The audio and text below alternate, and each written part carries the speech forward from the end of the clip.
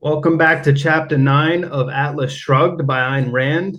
And this chapter is entitled The Sacred and the Profane. And this chapter is pretty crazy. I've had a couple days to ponder it, and I've come across even more information than I knew a few days ago. And it's kind of making me rethink what I know about in this chapter and putting a lot of the pieces of the puzzle to other subjects I've been studying together, because that's kind of how life happens, right? You're reading one thing, you come across a bit of information, then all of a sudden everything starts to link up. So I love it when that happens. So chapter 9, Ayn Rand really seems to know what she's doing here. She's mentioned numerology already earlier in the book, right? When Rearden, I believe, was talking things over with himself, and he's like, blah, blah, blah. That's like doing calculations for metal based on numerology, sort of making fun of the science. But it seems like Ayn Rand has a pretty good understanding of the numbers herself and the colors and esoteric astrology. This person seems to know what they're talking about. And I was even more shocked when I got to the end of the chapter and found out where she went with the book, because I was not expecting it. So the chapter starts out with Dagny and Rearden in the bedroom. So we're getting an extension of chapter 8 where they left off. They had just made love for the first time, if you could call it that. I guess it was kind of rough and crazy. But yeah, I mean, they're hot and heavy for each other. And, they just had this like alchemical coming together. And now we've got this chapter entitled The Sacred and the Profane. So profane really means like, right, not connected with religion. Profane means not initiated into the mysteries. And sacred means consecrated or belonging to a deity, belonging to a god. Now we know that Rand is a, Jewish woman born in Russia. And we know she's writing about all this communism, but she's still Jewish, right? There's still an influence there. The Kabbalah, Jewish mysticism, things like this, I'm sure, play a large role in what we're reading about. So they're playing around, Rand is playing around much more with this concept of the sun and the rays of the sun being like it is in esoteric astrology, where the sun is this universal, the Lord of the universe, this heliocentric model, right? And then it reflects itself onto all the other planets, and then those planets derive some form of consciousness from the one source. And she's playing around with this in color: the yellow of Mercury, the blue of Jupiter, the red of Mars, the green ray of Saturn, which I've talked about in other videos. And so she goes hot and heavy on the sun symbolism. And 9, the chapter 9 itself, the number 9 in numerology, is like a universal solvent. So if you times 9 by any number, right, and you reduce that number to a single digit, it always equals 9. So 9 times 1, 9. 9 times 2, 18. 1 plus 8 is 9. 9 times 3, 27. 2 plus 7, 9. If you add 9 to any number, so like 9 plus 4 equals 13. 1 plus 3 equals 4. 9 plus 5 equals 14. 1 plus 4 equals 5. So as you can see, what's happening here is every time you add 9 to a number, it becomes the number again. Anytime you times 9 by a number, it becomes 9 again. So it's this universal solvent, and water, the energy of water, is the universal solvent. And she starts to play around with this in this chapter. She starts to go into how water, she starts to describe these open parts of America which don't have any water, which are mostly just grass and land and all this stuff. She starts to describe them as, with watery terms. So she starts to compare the brush and all these things to things you'd find in as a sea, things you'd find in the sea. She compares them to the water, and we're going to get into that. Glowing bands on the skin of her arm, spaced like bracelets from her wrist to her shoulder. They were strips of sunlight from the Venetian blinds on the window of an unfamiliar room. Aware of her legs and hips, the rest of her body was only a sense of lightness, stretched restfully across on the air in a place that looked like a cage made of sun rays. Wow, so she's really going heavy on the symbolism. There is an emanating universal force behind what is going on here. And this, what's going on with these characters is sort of like a personification or a manifestation of that force. He saw the face of a young girl, her natural state of relaxation were a state of radiance, hair falling across her cheek to the curve of a naked shoulder, her eyes looking at him as if she were ready to accept anything he might wish to say, as she had been ready to accept anything he had wished to do. So they got hot and heavy. And they had some crazy sex, it sounds like. He moved the lock of hair, held it back with his fingertips, looked at her face, raised the lock to his lips. The way he pressed his mouth to it was tenderness, but the way his fingers held it was despair. So a loss of hope. He's sort of like giving up hope. He's at war with himself over these material, Martian, animalistic desires for sensual love and pleasure. And he kind of thinks it's beneath him and beneath all that's good. He got up, half turned away from her, not as if she wasn't present, but as if it did not matter that she was, had the rapid precision of performing a duty. So yeah, this guy's like right back to work, right back to business. Sunlight and shadow like a convict behind bars, but they were not bars any longer. They were the cracks of a wall which the John Galt line had broken. So the sunlight entered into this prison, right? The Venetian blinds like bars on a prison. And now we see that the sunlight came in and illuminated and brought something special. They went into the unknown, which was the building of this John Galt line. And they built and produced something that was tangible and practical. So for a minute, they took apart a part of the mysteries and they made it known and visible.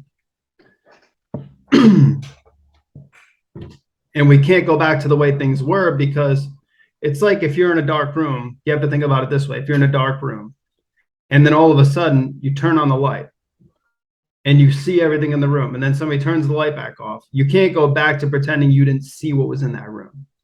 And that's kind of where we're at now. The universal solvent's going to bring us back into the unknown, and she beats that point home. At chapter 8, 8, the number of chaos, but also it's a very high vibrational number. So the number 8 in and of itself, was like this culmination point. And now number 9, and 8 is Kabbalistically linked with Saturn, according to Safariel. And so now with this number 9, we're dissolving things back into the unknown. She thought all the things now open for her to win, or she thought of all the things now open for her to win. She was free to let it wait. She was free to feel it. She smiled defiantly at the strips of sky beyond the blinds. He stood by the bed. He said, "What I feel for you is contempt." So he basically feels like, this is worthless. She's worthless. She's not even worth thinking about. But it's nothing compared to the contempt I feel for myself. I don't love you. I've never loved anyone. I wanted you from the first moment I saw you. I wanted you as one wants a whore. For the same reason and purpose, I spent 2 years damning myself because I thought you were above a desire of this kind. You're not. You're as vile an animal as I am. I should loathe my discovering it. I don't. He then refers to her as a bitch and says, all the greatness that I saw in you, I would not take it in exchange for the obscenity of your talent at an animal's sensation of pleasure. So this guy's really got some Saturnian strict asceticism to him, right? Like the denial of the self, but now he's saying, the Martian pleasures feel so good that even though I think they're nothing and they're worthless, I am so weak and you are so, weak that we gave into them. And I think horrible of both of us for it. but it feels so good. I'm just going to keep doing it. I held it as my honor that I would never need anyone. I need you. It had been my pride that I had always acted on my convictions. I've given in to a desire which I despise. It is a desire that has reduced my mind, my will, my being, my power to exist into an abject dependence upon you. Not even upon the Dagny Taggart whom I admire, but upon your body, your hands, your mouth, and the few seconds of a convulsion of your muscles. So this guy is like, the pleasures of the flesh win, I quit, and I hate myself every day for it, right? Now my only desire is one I loathe to name even to myself, but it is my only desire. I'm going to have you. I'd give up everything I own for it, the mills, the metal, the achievement of my whole life. I'm going to have you, and I want you to know it. I want no pretense, no evasion, no silent indulgence with the nature of our actions left unnamed. No pretense about love, value, loyalty, or respect. I want no shred of honor left to us to hide behind. I've never begged for mercy. I've chosen to do this. I'll take all the consequences. It's depravity, and I accept it. There is no height of virtue I wouldn't give up for it. So Hank Rearden's now letting Dagny know, Dagny Taggart, that he would give up anything to keep going with his animal desires, that he's accepted the fact that he's a contemptuous human being. He's below the level of thought, and he's kind of like, whatever comes with that, screw it. I'd rather be damned and have this pleasure than, keep all this high-minded, rational asceticism crap.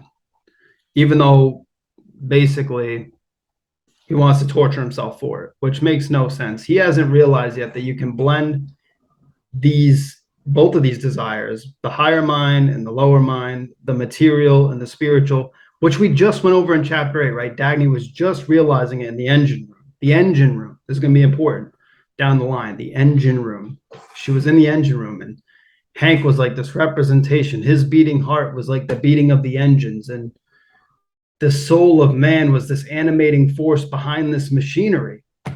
And it's true because, you go over to all the ancient architecture and stuff like that, and I've been learning about that, and I just started to realize, like, wow, all of these things, these ancient architecture was actually built with a purpose, like an engine, a battery.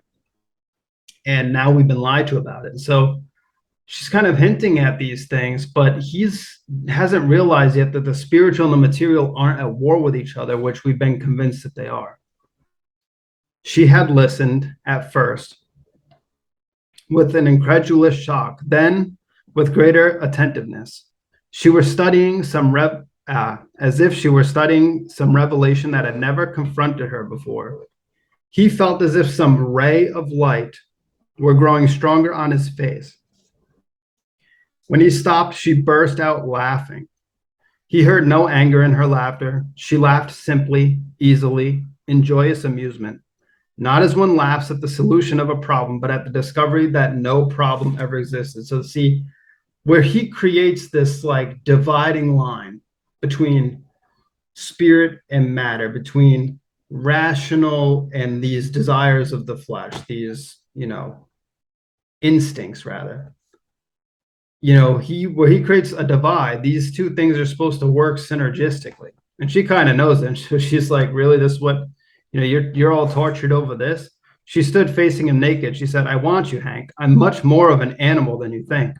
I wanted you from the first moment I saw you. And the only thing I'm ashamed of is that I did not know it. I did not know why. I did not know. I know it now. That is all I want, Hank. I want you in my bed, and you are free of me for all the rest of your time. Don't think of me. Don't feel. Don't care. I do not want your mind, your will, your being, or your soul, so long as it is me that you will come to for that lowest one of your desires. I am an animal who wants nothing but the sensation of pleasure which you despise, but I want it from you. You don't have to fear that you're now dependent upon me. It is I who will depend on any of your whims, anytime you wish, anywhere, on any terms. Did you call it the obscenity of my talent? It's such that it gives you a safer hold on me than on any other property you own. You may dispose of me as you please. I'm not afraid to admit it. I have nothing to protect from you and nothing to reserve. I will think when the things around me get hard to bear, I will think that for my reward, I will be in your bed that night. Did you call it depravity? So depraved meaning evil, wicked. I am much more depraved than you are. You hold it as your guilt and I as my pride. So yeah, she's like, I'm not ashamed of these passions and these desires. In fact, I think that that's the point, right? She realized yesterday, or yeah, the night before on that train, that the whole point of all this work she's been doing was to have that moment of lightness, of weightlessness that you feel when you've done something and created, built, and experienced the physical pleasure of that moment. And now she wants it again and again and again. I'm more proud of it than of anything I've done, more proud than of building the line. If I'm asked to name my proudest attainment, I will say I've slept with Hank Rearden. I had earned it. So she has reduced the spiritual force. Remember, Hank's beating heart is like the beating of the engines. All of this simultaneously one. Her coming together with Hank is like coming together with her own creation. She earned it. She put it all there, and he's the personification of it in physical form. And so that's why it's the highest achievement, to her. That's why it's the biggest source of pride. That's why she'd rather have him than the machine. And he would rather have her than the machine. He just doesn't realize these things yet.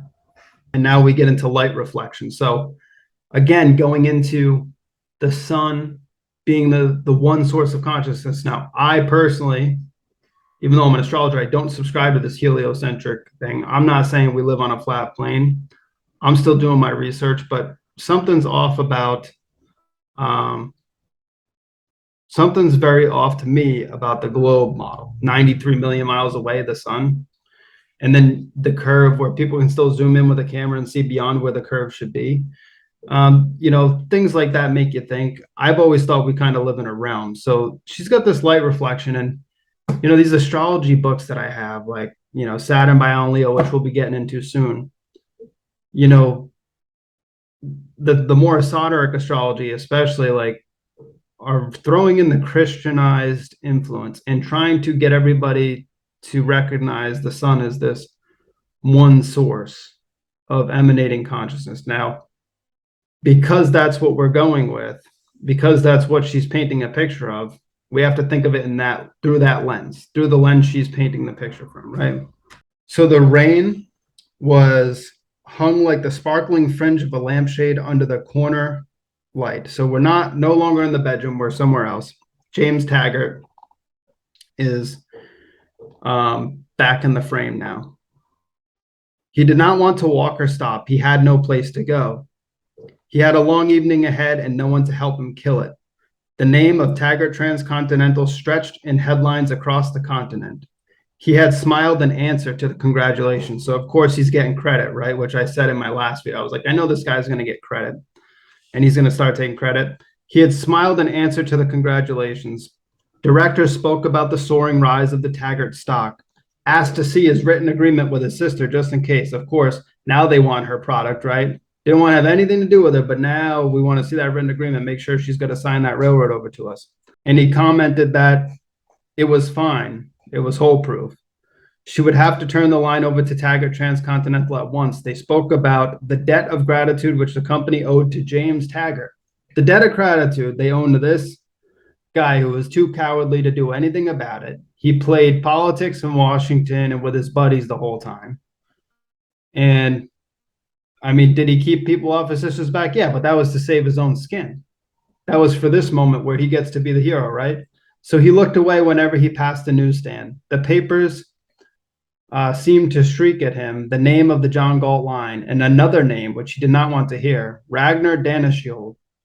So Ragnar Daneskjold, right?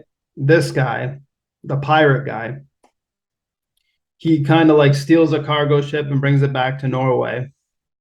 And he steals machine tools. The feelings seemed to have some quality in common with the things he felt about the John Galt line. And then here he snapped the question angrily at the unknown judges of his unwitnessed mood. So we really start to see her beating home the unknown, the unwitnessed. So she's slowly bringing us back down into the dissolving of this Dagny and Rearden moment, the melding of spirit and matter, the feminine and the masculine, the positive and the negative influences. Are you James Taggart? She asked. So now James is in like a diner or something, and he stopped to get some paper napkins, and this lady's talking to him, this waitress lady, and she recognizes him from the papers and his face, and so she's really like excited because she wants to be around important people. She moved to New York to meet important people and to better herself, and so to her, James is like this hero now that she's read about in the newspaper, and she couldn't be more happy to see him.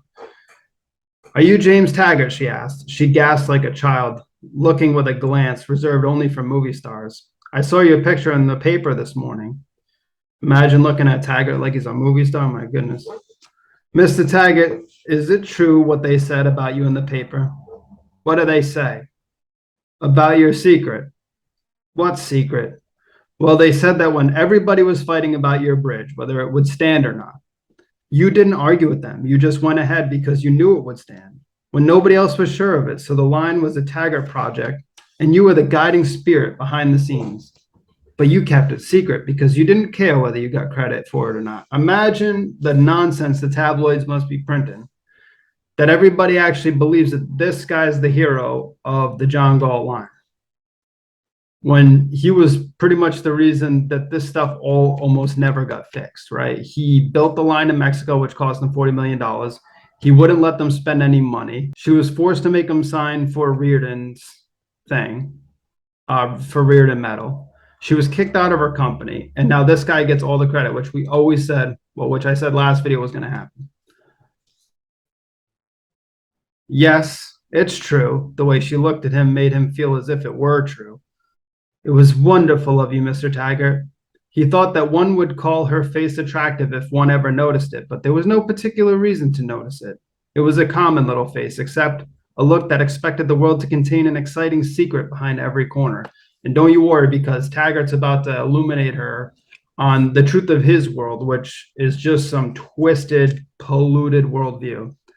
I don't feel wonderful at all, if that's what you want to know. I've never felt less wonderful in my life. Of course he doesn't. He didn't create the line. He's taking credit for it all.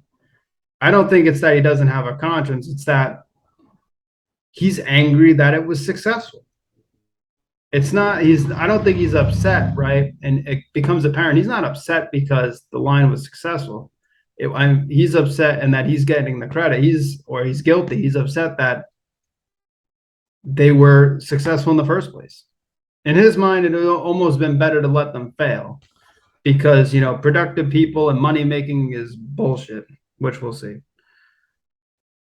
So she names the fool. She just, calls his handkerchief a fool thing. And then they get to talking. And Taggart, well, she's talking to Taggart about how he's not at some party. Why aren't you at a party and this and that? And, basically she says, nobody's really good enough for you, Mr. Taggart. I don't think I like people very much, Mr. Taggart, not most of them.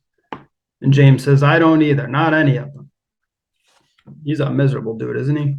And she talks about, reading the newspaper and this and that, and, for all the big important people. And he's like, well, what do you care about important people? And then he asks her, what are you, a hero worshiper of some kind? Mr. Taggart, what else is there to look up to? And then a bell or a buzzer goes off. So a bell, a buzzer, right? Signaling time, the beginning. A dissolving, the Angelus rings, it rings 9 times. So if the church, the Angelus rings 9 times, and that signifies, at least in the Greek mythology, it signifies like Zeus coming into form, but in like the Christian mythology, obviously Christ coming into being, God coming in as the Son. So she's like, well, the buzzer means we're closing. And James says, go get your hat. I'll wait for you outside, he said. So we're at chapter 9. We got the bell ringing and or a buzzer, but it's kind of like a screech. So it's like something's coming into being, but not really, you know. She whirled around and ran like a streak to the door, forgetting her counter, an all feminine concern about never showing eagerness and accepting a man's invitation. She's like, I don't care. This guy's the most important guy that ever walked into my life. If he's inviting me to hang out with him, I'm going. So never to identify his emotions was the only steadfast rule of his life. This particular feeling was pleasurable. So never to identify his emotions. What a mess this guy is, right? Just never identifies an emotion yet supposedly has all this compassion for other people. So you can see the hypocrisy within his own nature.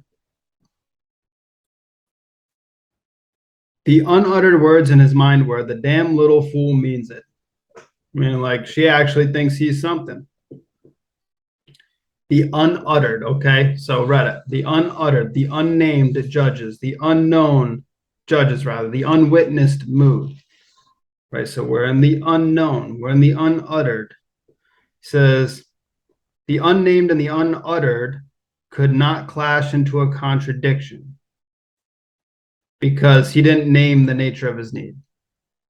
Remember, the beginning of part 1 is called non-contradiction. So things you don't name, things you don't utter, can't, contradict one another. She wore an ugly raincoat. She wore an ugly raincoat. Strangely, the lift of her head made the apparel seem attractive. It stressed how well she wore even the things she wore. Where do you come from? Buffalo. Got any family? I walked out on them. So she's one of 7. She walks out on her family because they're basically bums. They don't want to do anything with their lives, and they keep bitching and complaining.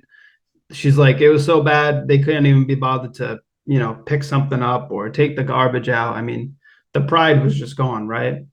And she's like, one day I bought a railroad ticket and left. They didn't even know I was going. She gave a soft, startled little laugh at a sudden thought. Mr. Taggart, she said. It was a Taggart train.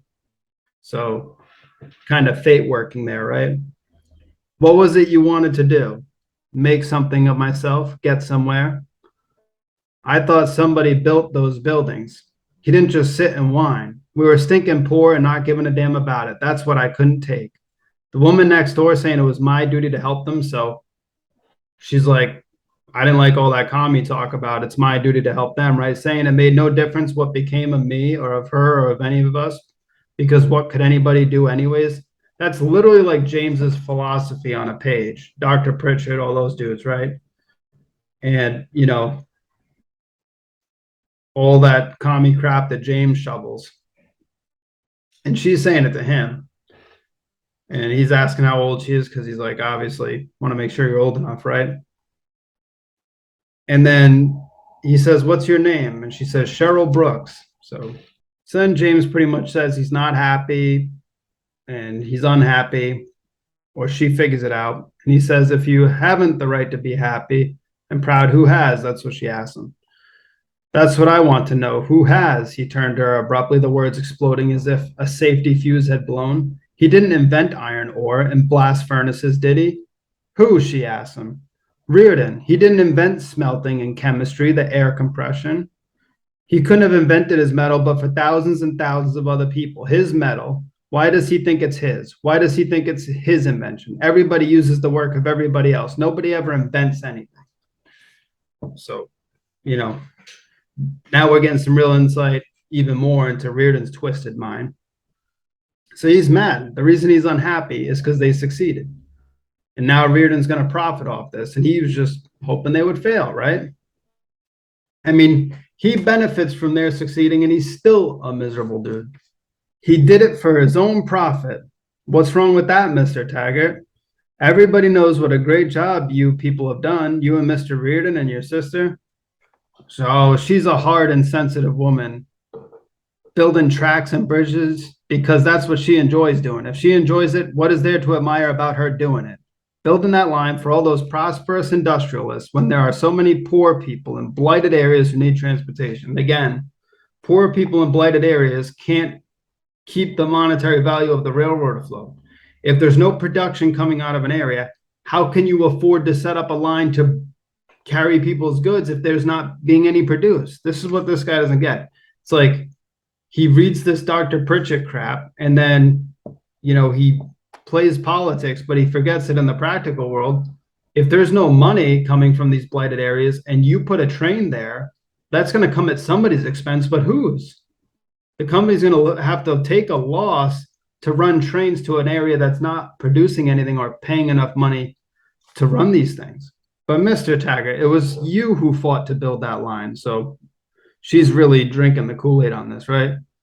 Yes, because it was my duty. I'm not so sure it was great inventing this complex new metal when so many nations are in need of plain iron. China hasn't even got enough nails to put wooden roofs over people's heads. And then she wisely says, but I don't see that that's your fault.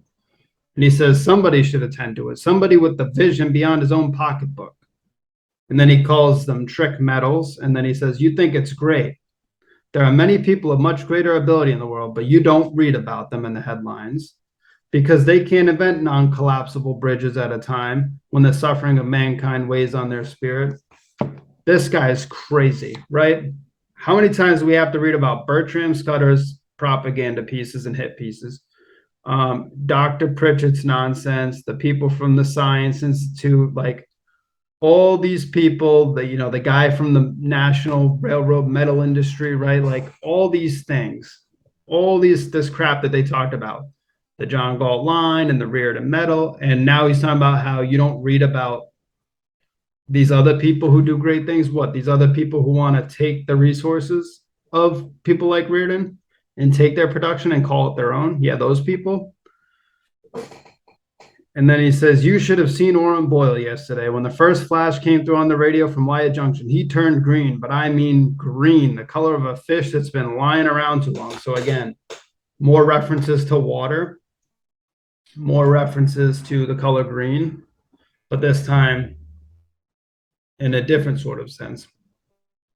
And so, yeah, here's Taggart's crazy mind. He's so happy that Orrin Boyle, this guy's like his friend, right?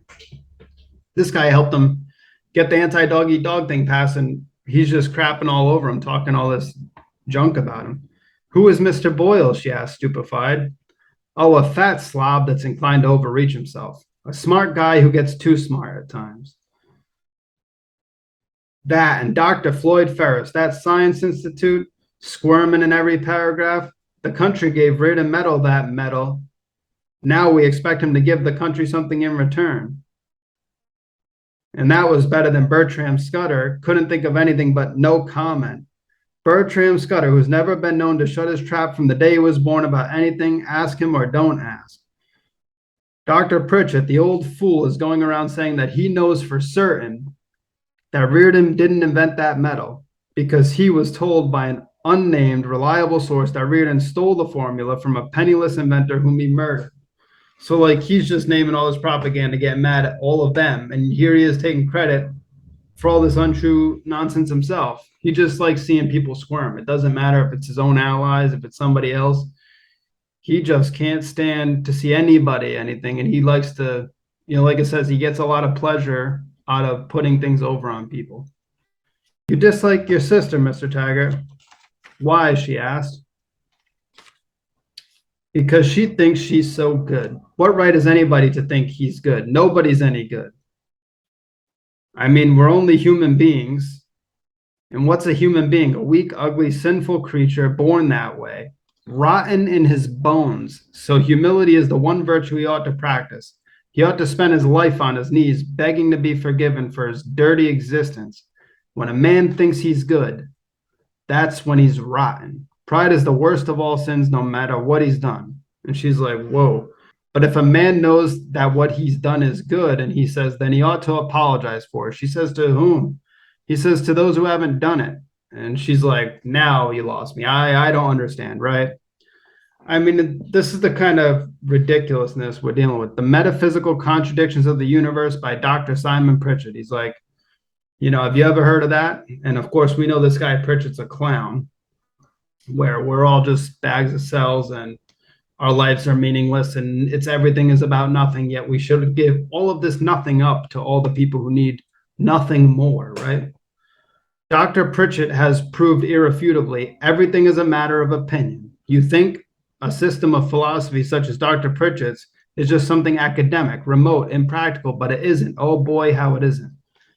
So this is Taggart's like idol, right? This is Taggart's mindset. It's coming from these brainwashing commie books about how we're absolutely meaningless in this giant, vast universe, in this heliocentric model where the sun is a bazillion miles away and, you know, we're just a small speck of sand. And then Taggart goes on and says, unhappiness is the hallmark of virtue. So you can see to him, being miserable is virtuous. Having no joy, that's virtuous. Because that means you care about the suffering of other people. And if you care about the suffering of other people, then somehow you're just so much more virtuous than the people actually doing something about it. Like, think of how many people aren't suffering now because they got a train to go from Wyoming to El Paso on, and they have oil to burn in their house at night and to work their tractors and to make their metals because they have farm equipment to harvest the shit that they need to eat because somebody actually produced something instead of putting a train in the middle of frickin' nowhere where people can't afford to produce anything or nobody's producing anything. And then we could take the bunch of goods that nobody's producing and bring them to the places that need them but now won't have them. I mean, this is this twisted shit. Oh, there you go. So they get into a little bit and she says, what, Mr. Taggart? What is it, Mr. Taggart? What is it you want? He goes, oh, there you go. The moment you ask, what is it? You're back in the crude material world where everything's got to be tagged and measured. I'm speaking of things that can't be named in materialistic words. The higher realms of the spirit, which man can never reach. What's any human achievement anyway? The earth is only an atom whirling in the universe. Of what importance is that bridge to the solar system? This is the convoluted mess we're in, right? This is how you know you're just being had. This whole, you're just a speck of dust in this giant solar system. So she is basically like, I want to learn, but I don't know any of this nonsense. I haven't been indoctrinated yet, Mr. Taggart, she basically says. And he's like, you'll learn. And she goes, oh, I'll work very hard to learn. So she's doomed. And he hits her with her glance of admiration had not changed. A mirror hung in the niche behind the portable bar. So back to a reflection, just a reflection of the one consciousness. You're not real, you're just a reflection, animated only by the sort of spark of light that comes from some other source. It struck him suddenly that she did not see him at all. What she saw was the heroic figure of a builder. So yeah, one of these ancient architects, the people who really build stuff, the people who really create. And she thinks he's a creator, and now he's going to give her this garbage recipe which produces nothing, right? And she thinks he's important, so she's going to follow him. He chuckled aloud, a satisfaction that resembled a sense of victory, the superiority of having put something over on her. So I convinced her that I'm something that I'm not. And how cool is that? And then he thinks about sleeping with her and he goes, it would be easy. The girl was too odd. Why bother, he thought. The hint of a desire that he felt was no more than a sense of physical discomfort. Impulse nagging him to action was not the thought of the girl, but of all the men who would not pass up an opportunity of this kind, he admitted. Perhaps the best person even offered to him she was. The admission left him indifferent. He felt no more than he had felt for Betty Pope. He felt nothing. He had no desire to experience pleasure because, in his mind, the highest virtue is to forego pleasure and not have it. When he said goodbye to her at the door of a miserable rooming house in a slum neighborhood, so she lives in this garbage place. He's hanging out with somebody who's broke, right? He stood on the sidewalk, feeling as if he had committed an act of virtue and as if he had taken his revenge upon every person who had stood cheering along the 300-mile track of the John Galt line. So because he didn't take advantage of this girl, because he denied himself pleasure, because he pretty much started her indoctrination process and left her wondering whether she's going to see him again, he feels like he's a national hero now. He put something over on people. This kind of sick mind that James Taggart has, right? When you're just combing through this, there was just so much in this chapter that had to be said. And I'm just breaking down the important points and summing it all up for you guys, but giving my own thoughts. But yeah, it's like James Taggart's a sick, twisted dude. And this Dr. Pritchett teachings, these are dangerous, dangerous corruptions. So then we're back to Dagny and Rearden. As if the nights of their return journey deserve no acknowledgement in the daylight reality of a crowded station platforms, the reality he respected. So he's not acknowledging her in his day-to-day life. He's just out there doing his thing, and then they're getting together at night. He stood in the middle of her living room, the place he could not enter, and was now entering with casual, unannounced right of an owner. So unannounced, unknown, unuttered, unnamed. Everything's being right? So he feels like he owns, Dagny, like she told him, I'm your property, basically, and you don't owe me nothing except just to come over. She stood before him almost as if she needed his permission to sit down, and it gave her pleasure to wait. So, yeah, you can see what kind of dynamics they have. She has this ultimate respect for this guy. Shall I tell you that you did a magnificent job building that line? He asked. And then she glanced at him in astonishment, and we know what Dagny and astonishment. So the two people that astonished Dagny really are Rearden and Danconia, which I miss Danconia. I wish he'd come back, but we haven't. He'll be back, but he hasn't been around a little bit. I spent all day answering questions about you, counting the orders for the metal. 9 months ago, I couldn't get a single answer anywhere. Today, I had to cut off my phone.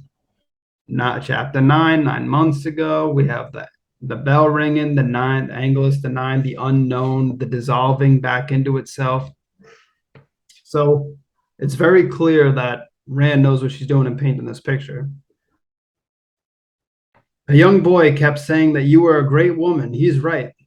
That future they're all trembling about, all the roads to wealth. It's your strength that broke them open. The strength to stand against everyone, the strength to recognize no will but your own. And I really feel like Rand was familiar with the tarot and the archetypes and the 22 paths on the tree of life, or the Kabbalistic tree, rather. And she knew about the strength card, right? Just the 8th card, sometimes the 11th, but it's the 8th card, and it's the woman with opening the lion's mouth, the lion representative of gold, the sun, and of strength, which is the ability to resist attack. So it was her strength that built this. It was her ability to resist all the attacks from all the people, to be that steadfast and to persevere was what put all this wealth into play. Hours later, they lay in bed together. He asked suddenly. The question broke out of him as if it were worn by the hours of torture he had spent with it. Who were the other men that had you? We all know this question, right? It's a dangerous one, but we all got to know, right? Like, where's this broad Ben? And then she's like, yeah, I've been with one other person. He's like, did you like sleeping with him? She's like, yes, of course. It's Danconia, right? Like, it's Danconia. But, you're awesome too in your own way. And maybe even more awesome, but, that's not revealed. Who was he? She asked, and she's like, I'm not telling you. So he held her body as if the violence and the despair of the way he took her could wipe his unknown rival out of existence. So back to the unknown, back to this dissolving of everything known back into the chaos, right? Out of her past and more, as if it could transform any part of her, even the rival, into an instrument of his pleasure. He knew by the eagerness of her movement as her arm seized him that this was the way she wanted to be taken. So we got the violence, we got this sort of chaotic state we're going back into now that we're dissolving all the known stuff we figured out in that other part. But the unknown is also this oneness, this togetherness, right? It's the energy of Pisces versus Virgo, which would be the focus on the practical reality. And then we get into the Quinn Ball Bearing Company because the guy who was the amalgamated switch guy who didn't want to make the Rearden metal switches is now going up to this Quinn Ball Bearing Company of Connecticut. And he's wondering what's going on because they're packing everything up and I guess they're moving out to Colorado. There was a September chill, so we're getting back to the chilliness, the cold, the Saturnian state that we were in before. Gates of the Quinn plant building stood wide open. So the gates are very, very important symbolism. Another company moving to Colorado. And then Mr. Mowen goes on. So Mr. Mowen, like I said, is the amalgamated switch guy. Look at what's happening in New Jersey, Rhode Island, Massachusetts, and all along the Atlantic coast. And all the water's running out to Colorado, all the money. You'd think people would have something feeling for their native state. Have some feeling for their native state, some loyalty. What's happening to people? And the kid's like, the equalization of opportunity bill, duh. And Mowen plays dumb, I guess, or he just is dumb. And he's like, how do you mean? And I hear Mr. Quinn was making plans a year ago to open a branch in Colorado. The bill knocked that out cold. So now he's made up his mind to move there, lock, stock, and barrel. So this is a kid who's doing his job, working on a truck, whatever, loading things, unloading things. And Mr. Mowen's kind of like looking up at him and looking up at the sky and, you know, venting his whole life story to this kid. And Mowen replies, I don't see where that makes it right. The bill was necessary. There ought to be a law. So now we have a law. So he doesn't like the company's moving. The company's moving because of a law. Now he wants it to be a law put in place to stop him from moving because the other law stopped him from being productive where he was and moved all the production out towards the West Coast.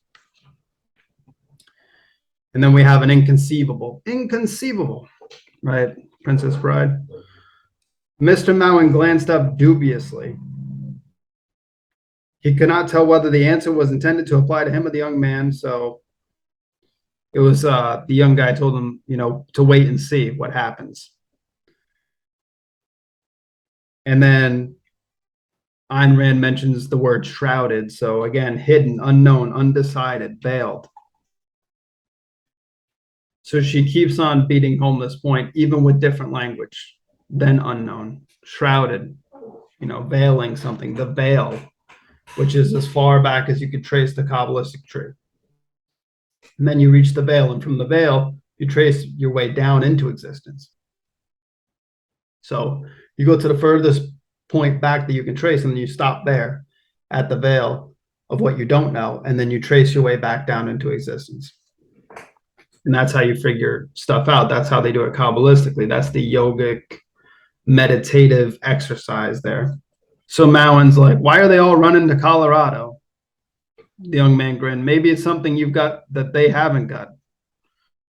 And Mowen's like, what? And obviously we know maybe it's because they don't have this stupid equalization of opportunity bill yet. And they don't have these corrupt politicians where they are, right? And he's like, what? It's the worst government in any state. It does nothing outside of keeping law courts and a police department. I don't see why all our best companies want to run there. So it's like he gives himself the answer, but he's just so far gone with, you know, he's so far indoctrinated or whatever it may be that he can't see that, like, that is the reason, you moron. You get big government, you create laws, you drive all the production away from your place. You add all these regulations and nobody wants to do business there. And then what? The population there suffers. And now he's pissed that they're leaving. Now it's their fault. And this is what happens. So the Stockton foundry out there had no right going into the switch and signal business. That's been my business for years. I have the right of seniority. It isn't fair. It's dog-eat-dog competition. Newcomers shouldn't be allowed to muscle in. Where am I going to sell switches and signals? So then he later on is contradicting himself, and he just goes on and on with the contradictions of Sky Mowen. And he's like, there ought to be room for competition. It's like, well, you said there should be no dog-eat-dog competition, that nobody should get into your field of business, but that people should have a right to get into other people's field of business, this ball bearing business out in Colorado. That opportunity should be given to somebody else. So this guy is just, I want my cake and I want to eat it too, as all, as most and pretty much all people who support communism and leftist policies are. It's like, you know, I want everybody to live unless you don't take the thing. And then I want you to die because you didn't take it, right? Like, I want everybody to have free competition unless you get into my business. And then I want you to, and then I want to shut you down because, that's not fair to me. It's mine. So, you see how at its roots, it's the most selfish thing, but it just hides under this guise of being compassionate. The young man looked up. I was in Pennsylvania last week. I saw the Rearden mills. They're building 4 new open hearth furnaces. Nobody's built a new furnace on the Atlantic coast for the last 5 years. And Rearden told Ellis Wyatt when he was out in Colorado in the last chapter that he was going to try to rival him in Pennsylvania, that he was going to try to make Pennsylvania as big and as productive as Colorado. So now he's building new furnaces. He's firing up metal. He's got the orders rolling. And this kid's pumped up about it. Something ought to be done, said Mr. Mowen. They ought to leave the little people a chance. They ought to place a limit on Wyatt's output. He shouldn't be allowed to produce so much that it'll swamp everybody else off the market. So again, these people aren't producing, but they have to. But it's okay. They have to give other people who aren't producing a chance to produce, so that they don't swipe everybody off the market. It's like, if you want to be in the market, then create a product and get it going. Owen Kellogg, listen, Kellogg, what do you think is going to happen to the world? You wouldn't care to know. So the kid's name is Owen Kellogg. He tells him his name, and then he's like, what do you think is going to happen? And obviously the kid says, you don't care to know. And then Mowen's like, well, you know what? Things are being done. The legislator has passed a bill giving wider powers to the Bureau of Economic Planning and National Resources. Wow, that doesn't sound like we're going to get screwed, right? They've appointed a very able man as top coordinator, but the newspapers said he's a man to be watched. His name is Wesley Mouch. So this was Rearden's Washington guy, who's now quit being an employee of Rearden's because he screwed him over in Congress to get in bed with these people. And then he took this top coordinator position at the Bureau of Economic Planning and National Resources. And anything that sounds like the Bureau of this, the Bureau of that, national resources, never ends up having your best interest at heart. We all know that, right? And if you don't, you're just being hacked. So we move on now back to Dagny. The lights were like the last sparks left glittering on the black remnants of a bonfire. So this is very Jewish sparks / exile symbolism I wrote. There had been so much to do that she forgot it was a return from exile. There had been only one person whose reaction she had wanted to know, and that was Francisco d'Anconia's, but d'Anconia had left and gone back to Buenos Aires. So she does still care what d'Anconia thinks, right? Like, you grew up with the guy, he's your first love, all this other stuff, right? And so these sparks, lights were like the last sparks. So the exile is a big Jewish theme, right? The being out in exile, being away from the land of Israel, being in the diaspora, conquering the nations from within, and then going back to Israel, and all that stuff. So big Jewish symbolism. And like in Jewish mysticism and Kabbalah, it's about freeing the sparks. So the Jews see themselves as the holy sparks, right? And people are these shells. The Gentiles are the shells of darkness. And freeing the spark from that shell of darkness, this old infrastructure, this garbage, is really what the rabbis teach.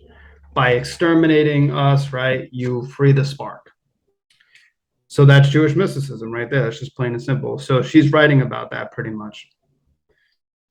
She had asked Rearden whether he had come there one night last spring.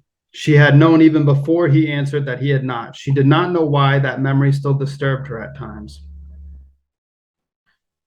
And that's the memory of the shadow from the other chapter, going back and forth, back and forth. So the shadow, the darkness. And then we find out that Rearden went to a banquet. Dagny was invited, but she didn't go. And How was the banquet? She asked. You missed a lot. The National Council of Metal Industries won't put itself through the ordeal of having me for guest of honor, not if they can help it. He smiled, stretching himself out on the couch. He felt at home. It was the first home he had ever found. So, wow, Dagny to him is home. So the sparks, the freeing of the sparks, the having been out of exile, coming home. And, Dagny is considered like his property, the land, right? The land of Israel in Jewish mysticism. Why did you accept, or just in Judaism, period, right? Why did you accept their invitation, Hank? She asked. You've always refused to join them. Well, I thought they were good losers. I thought it was generous of them. After all the things they've done to stop you, she says. I didn't hold it against them that they couldn't see the value of the metal sooner, so long as they saw it at last. I knew there was a lot of cowardice, and hypocrisy, but I thought that was only the surface. I thought their real motive for inviting me was their appreciation of the metal, but it wasn't, he said. So they didn't invite him because they appreciate his metal. They invited him because it was like just something to do. It's what people do. There was no purpose of any kind about it, no meaning. They didn't really care when they didn't really care when they denounced the metal, and they don't care now. Remember, it was the Society of the Disinterested People who were signing this petition to try to stop the bridge and stop this. They didn't care then. They don't care now. These people just live. Like, it doesn't matter. It is what it is, but they don't really care. They're just doing it. The worst thing about people is not the insults they hand out, but the compliments. When they kept saying how much everybody needs me, they, the city, the country, and the whole world, I guess. Apparently, their idea of the height of glory is to deal with people who need them. I can't stand people who need me. He glanced at her. Do you need me? Her voice earnest, desperately. It's clear track ahead. What's the next undertaking, Mr. Vice President? And then she says, a transcontinental track of Rearden metal. Think you can do it in 3 years? In 3 years, I have mills pouring Rearden metal in Colorado and Michigan and in Idaho. That's my installment plan. And then Dagny goes, well, what about the equalization of opportunity bill? So she wants to build this transcontinental line. He's going to be pouring all this metal. And he wants to have all these mills, right? You don't think it's going to exist 3 years from now, do you? He says, we've given them such a demonstration that all that rot is going to be swept away. So rot, that's pretty important right there. So rot meaning to decompose gradually by the action of bacteria. So we're going into the unknown, becoming unhealthy, becoming unhealthy. We've given them such a demonstration that all that rot is going to be swept away. The whole country is with us. Who will want to stop things now? Who will listen to the bilge? There's a lobby of the better kind of men working in Washington right this moment. They're going to get the equalization bill scrapped at the next session. So he's back to being optimistic. Evil will defeat itself, and that rot's just going to go away. And don't mind the bacteria. It's like you have to pay attention to these things. And I think like that's where he has a blind spot. Is he just believes, in the good nature of people, sort of like this. He has like this inner optimism that like good will just triumph. And now that they've seen it, they can't deny it. And he just sometimes forgets that these people do not care. And he says, why didn't you want to see me in public? And she says, I don't want to be a part of your official life. When did you take a vacation last? He asked. Dagny, let's take a vacation together. Let's take my car and drive away for a few weeks. We'll leave no address. We won't look at a newspaper. We won't touch a phone. We won't have any official life at all. All right, Hank, she said. Monday morning, he says. So he's not messing around. He's like, let's just go. Let's get in my car. Let's drive. And then they have a moment, kind of sexual, and he's looking at her breast. And, it was the contrast he liked, the railroad executive who was a woman he owned. So the female, right, like I was explaining videos ago, the feminine, the empress, represents nature. And Rearden obviously represents the masculine force, which is always trying to carve out a piece of that nature for himself. with architecture and fences and borders and lines, and he's constantly fighting against the weeds coming up to take the garden, right? And now he owns not just real estate, but he owns the most powerful piece of it. This isn't just inanimate matter. This is nature animated at its highest form. And he is the owner of that. He feels great. So he presses his mouth to her breast through the thin cloth. So she's wearing this blouse that's thin. So that's another reference to the veil, right? The Kabbalistic veil, the veil of the mysteries, that being uninitiated, the profane, the not initiated. And the breast is sort of this part of the high priestess we see, right? Everything below the blouse is something that we don't see. What we're saying is that he's starting to see and get a sense for the mysteries. He's putting his mouth to the veil. And then he asks her basically to wear the chain that she took that night. And she goes and grabs it. She brought out the bracelet of Rearden metal. Holding her glance, he clasped the bracelet on her wrist. And the moment when the clasp clicked shut under his fingers, she bent her head down to them and kissed his hand.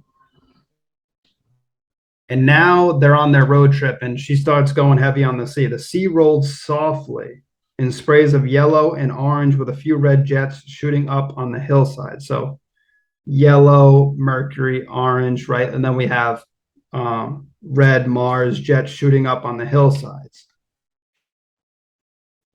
Problem with this symbolism is like it can be linked in different ways, because like you can have orange in the eighth Sephiroth and Hode, which is also Mercury, but you have yellow, which in esoteric astrology is linked up with Mercury.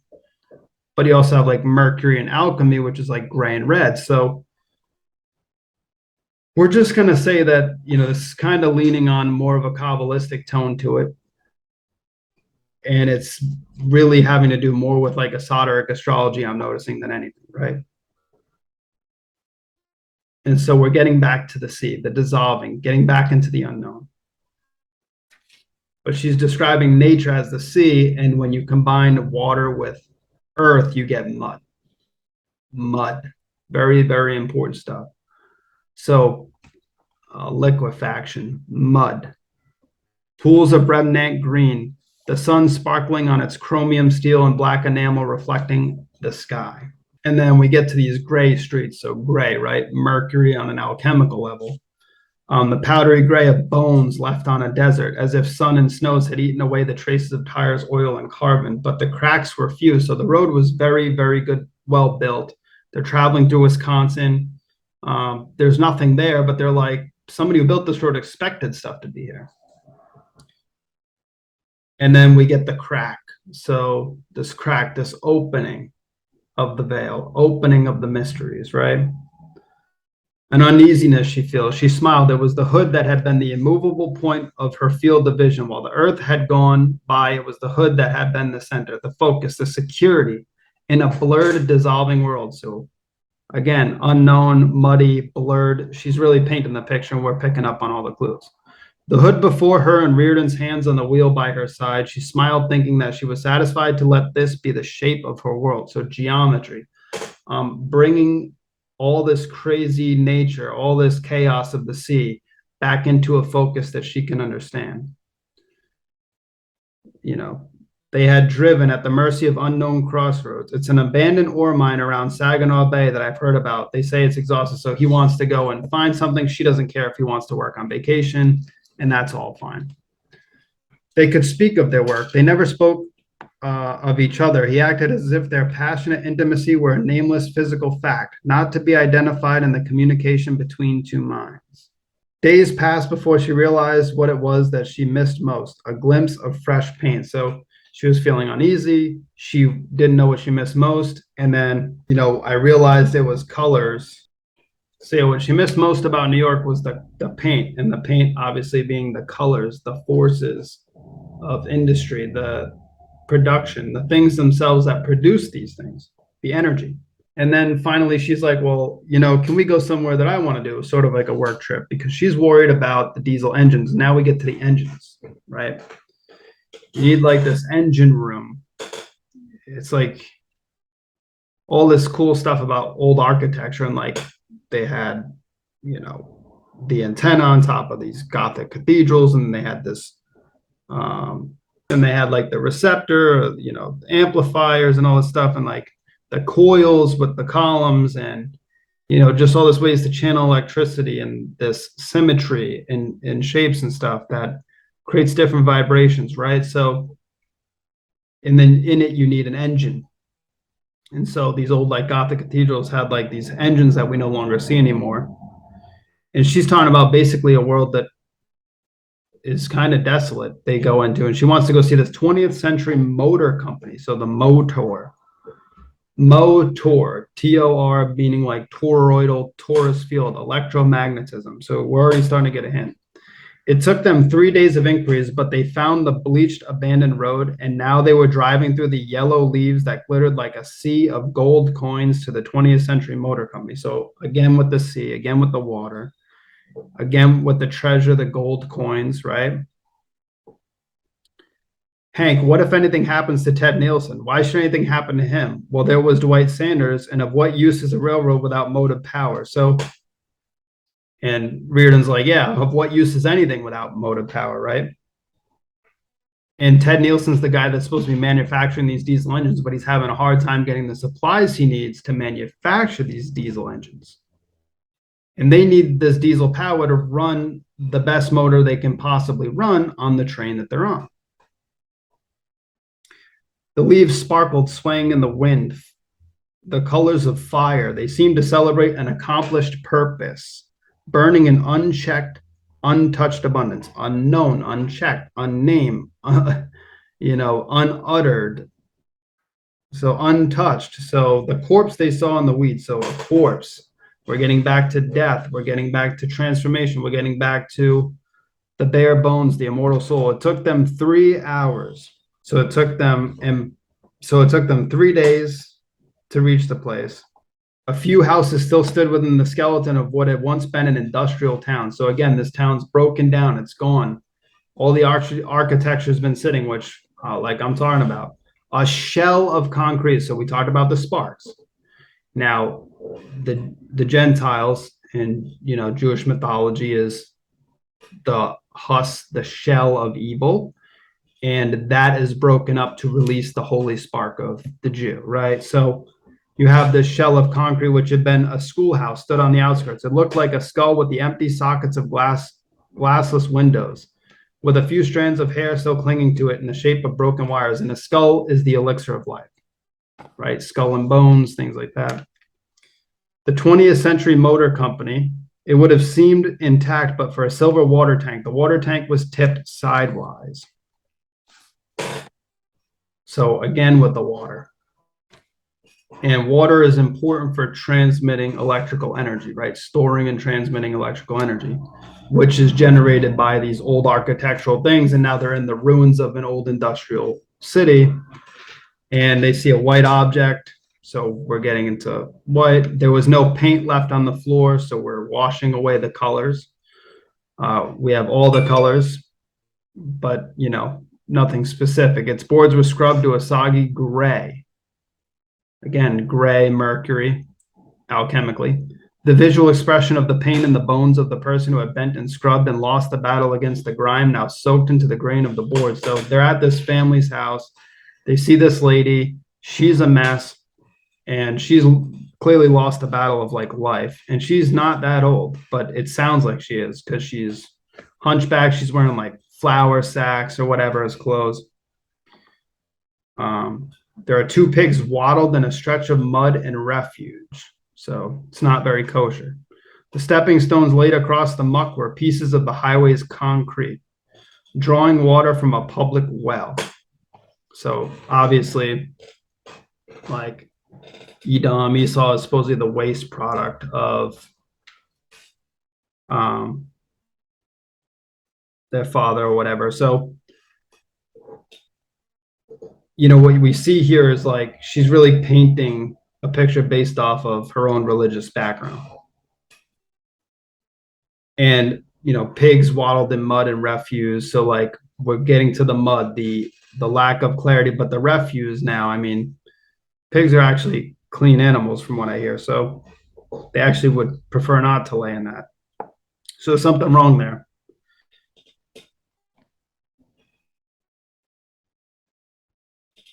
And I noticed she threw the line, "What for?" in during this dialogue they have with like this guy about like, do you want money? Do you want this? We want to know how to get to this factory. They're looking for a road to the place, and they can't seem to find a road that leads into this place that they can take a car to, an automobile. So they're trying to figure out what's going on. And they're asking this guy, I guess like the husband of this broken down lady that they see.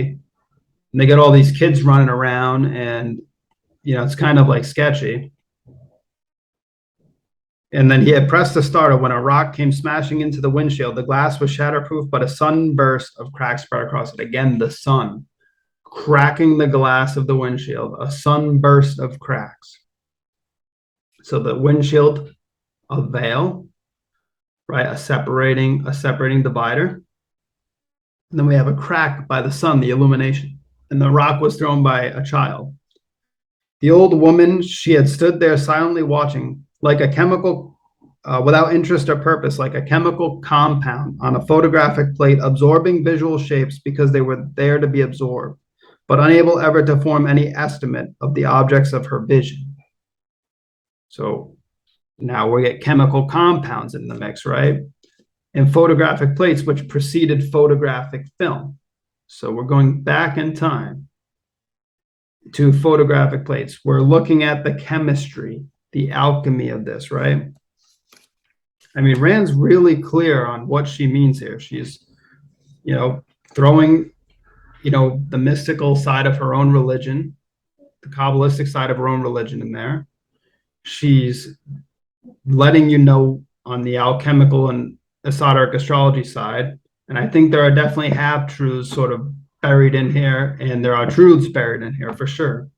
It looked as if she was pregnant. This seemed impossible because she was such a rundown looking woman. So she's like, there's no way this lady can be pregnant, but she wasn't. It was just dusty hair, flour sacks. I mean, these people were broken down. They had like, telephone wire, telegraph wire for a clothesline. Just the whole house was just like made up of, like, their stone steps was made up of the concrete of the road. So in a way, she's sort of seeing how like the things that these people are doing with innovation and industry is like using them in the most primitive, and it's almost like a corruption of it to use it in this way. And Dagny's like, what, how did they ever get to this state? And he's like, who is John Gall? So, I think that might have been the first time Rearden drops that line. As they left town, there was a billboard. A design was still visible on its peeling strips, imprinted in the dead gray that had once been color. It advertised a washing machine. A dead gray that had once been color. So this makes me think of Mercury absorbing gold, Mercury absorbing the other elements, right? Mercury is like, takes on whatever qualities of whatever comes into contact with it. So it absorbs the gold. It absorbs the color. We're washing out the color. So we made visible the spectrum. We went into the known. We grabbed it. And now, there's this dead gray taking over, this primitive stage of Mercury. They reached the 20th Century Motor Company 2 miles and 2 hours later. The factory had been gutted long ago.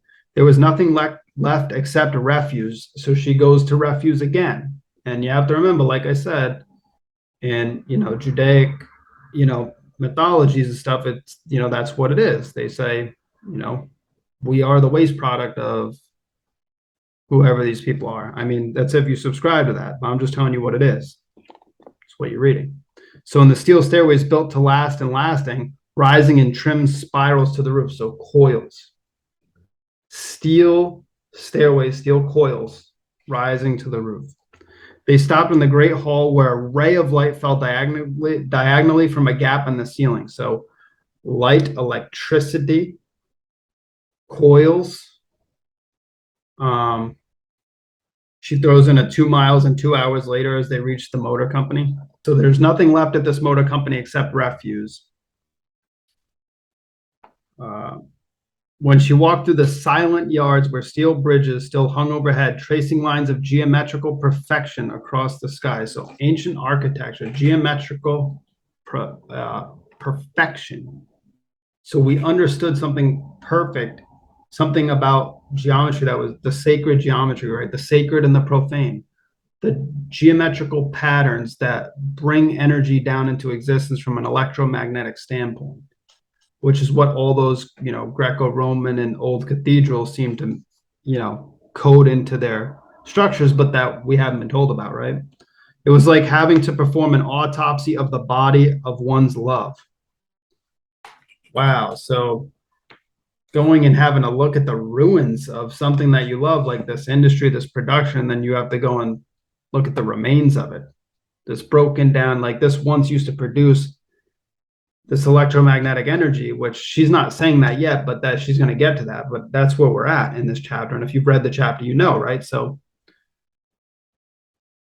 here we are. It's like she's pointing all this. It was a coil of a wire that made her stop. The coil protruded from a pile of junk. So they're searching all the grounds for any old machine tools so they could bring to this guy, Ted Nielsen, so that he can make a diesel motor.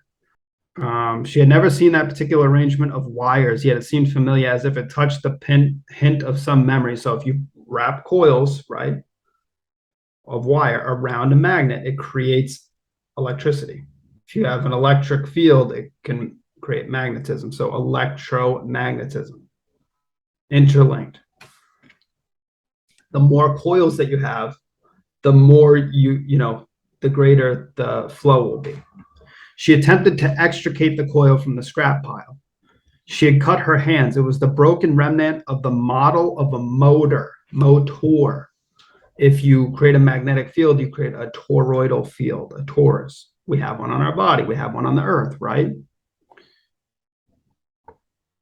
Enough was left to convey some idea of its former shape and purpose. She could not understand the peculiar design of its part. It was not designed for steam or oil or anything she could name. So she found this really cool thing. The paper was yellowed and dry. So yellow, the color of mercury, right? A sudden blast had opened to her vision. Hank, do you understand? Those men long ago tried to invent a motor that would draw static electricity from the atmosphere, convert it and create its own power as it went along. They couldn't do it. They gave it up. She pointed at the broken shape, but there it is. So she's like, when I went to school, they told me this shit couldn't be done. They told me that they tried to harness electricity, they tried to harness electromagnetism, but it couldn't be done.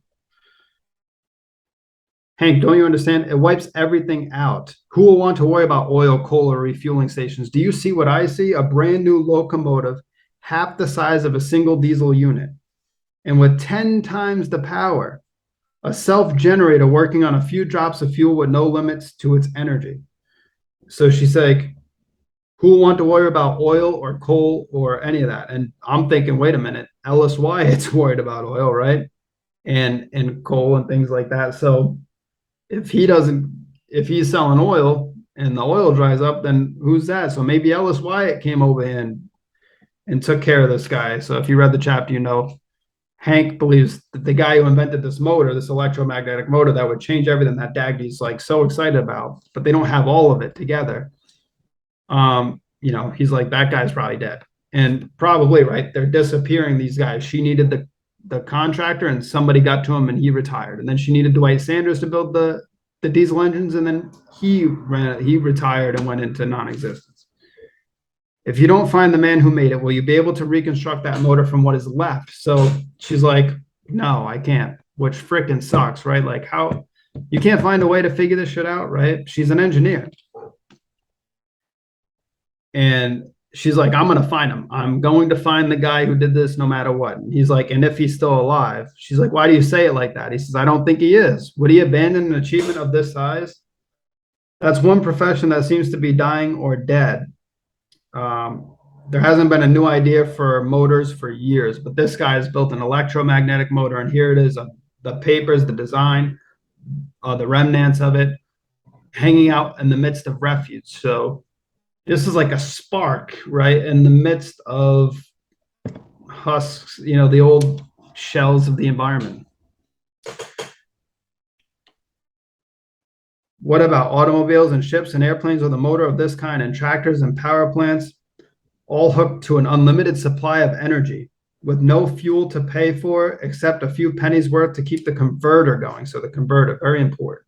The motor company would have set the whole country in motion and on fire. So now we get to the element of fire, right? I'm going to find the man who made it, Dagny says. And Rearden's like, we'll try. And he rose abruptly. There was the motor for the John Galt line. So he's like, that would have been the motor. That was it. But somebody came and whacked at this guy. I'm pretty sure of it. And because there's money involved, there's people going to make a lot of money from coal and oil and all these things. You can charge people for that. But a free supply of electricity where all they have to do is pay to get the converter worked on, yeah, that's not going to work for people. So the popcorn wrappers and the whiskey bottle testified to the kind of invading hordes that had rolled through the room, like waves washing the remnants of destruction away to unknown bottoms. So again, the ocean, the dissolving, chapter 9, the universal solvent, water being the universal solvent. There's not much left. And everything that is left just leaves us more in the unknown, right? Like we found a piece of the unknown, and it just gives us more questions. It's like waves washing things away.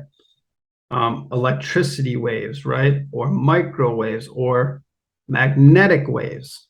Maybe not just a sea of water, but a sea of electricity, a sea of unlimited powerful energy. Whatever remained was too unfamiliar to interest anybody. So unknown, unfamiliar, unutterable, unnamed, all this stuff.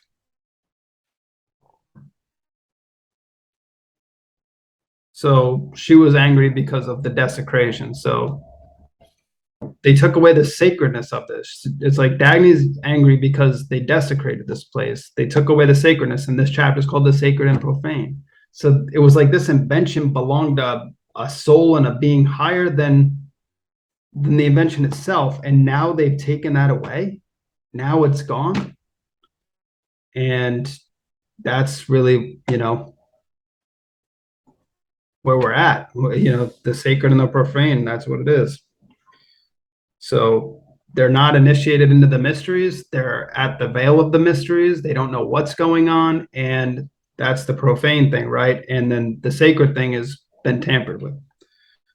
There was a remnant of light on the hill, but a blue haze. So blue could pretty much, like I said, in different contexts, it could mean different things, but blue could mean referring to Jupiter, a blue haze.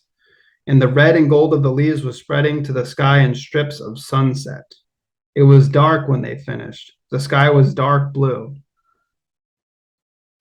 And far below in the valley in the gathering night, there would tremble a few pale smears, which were the lights of tallow candles. So this is darkness shining.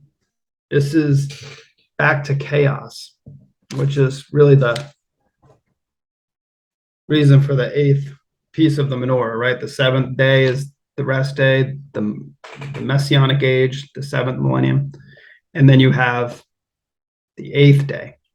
And that's a story for another day. But as we can see, electricity and magnetism is where Ayn Rand went with this chapter. She got all the way to the end to reveal that somebody had invented an electromagnetic motor in this old industrial town. And what's funny is that we're focused heavily on the architecture and the colors, Mercury's ability to absorb what is around it, to take on the quality of it, to absorb gold, things like that. She plays around between the alchemical and the esoteric astrology, it seems to me. She has a very deep understanding of Jewish mysticism, it would seem to me, based on having studied it. And, with that in mind, we can see that, Rand's playing on all the knowledge that she has, and she's revealing truth about maybe our actual past. Maybe she's revealing truth about the architecture from the 1800s and, hundreds and thousands of years ago, the Greco-Roman and the medieval and the Gothic, and how these architectural buildings were like motors and generators and batteries to power our cities and our places, right? Like obelisks in Egypt and things like that. So, with that being the case, if electromagnetism is playing into this book the way it is, and they've killed the guy, then maybe there's a lot of truth to that. Maybe it's the fact that they've actually killed or taken out people who have tried to revive the knowledge that was lost when we were cut off from whatever architectural feats, sacred geometrical feats that we had. She keeps playing around with geometry. She keeps playing around with colors. She keeps playing around with the planetary energies, which are not what we've been told that they are. So those are my thoughts here. We're going to go on to chapter 10 soon, which is called Wyatt's Torch. Funny we should go to Wyatt, right? The oil and all this other stuff after we just got done reading about an electromagnetic motor that could have shut this whole operation down and shifted everybody's focus to that. We'll see. We'll see. It's getting pretty crazy right now. But that was a fun chapter to go over, to think about.